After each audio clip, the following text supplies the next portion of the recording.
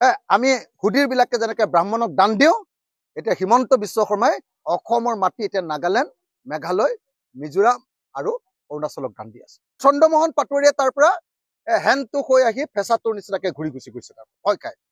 আমাৰ বনমন্ত্ৰীয়ে তাৰ পৰা উলটি গৈছে আৰু নাগালেণ্ডে সেই মাটি দখল কৰিলো বুলি হক গৰ্বই ঘোষণা কৰিছে। যে নাগালেণ্ডে এতিয়া মেৰাপানীটো ইনাৰ লাইন পাৰ্মিটৰ দাবী উত্থাপন কৰিছে।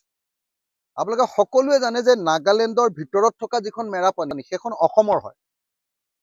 আজিৰ দিনটোত অসমৰ যিখন মেৰাপানী তাৰ পৰা কমেও 3 কিলোমিটাৰ 4 কিলোমিটাৰ ভিতৰলৈকে অসমৰ মাটি হয়।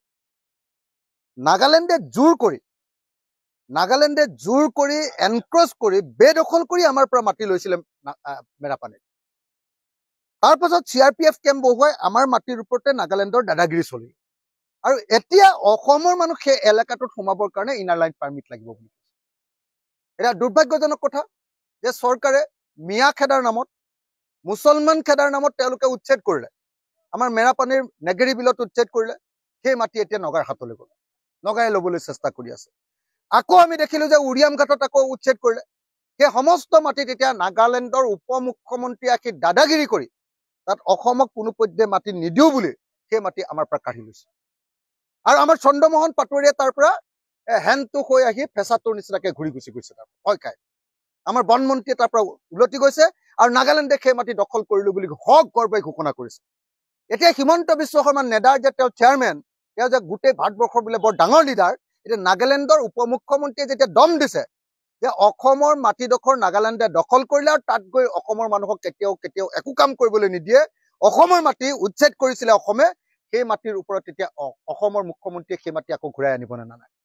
আজি অৰুণাচলত 129খন গাঁও, লখিমপুৰত 129খন গাঁও অসমৰ মাটি, অসমৰ ৰাজচক্ৰৰ মাটি অৰুণাচলক দি দিছে। নাগালেণ্ডে কাঢ়িছে, অৰুণাচলে কাঢ়িছে, মেঘালয়ে কাঢ়িছে, মিজোৰামে কাঢ়িছে। হিমন্ত বিশ্ব শৰ্মাৰ দিনত অসমৰ সীমান্ত মাটি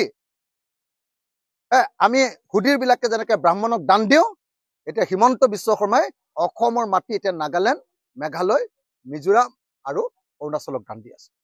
এটা দুৰ্ভাগ্যজনক ঘটনা ঘটিছে আৰু এই কাম কেতিয়াও হিমন্ত বিশ্ব শৰ্মাক কৰিবলৈ নিদিবৰ কাৰণে।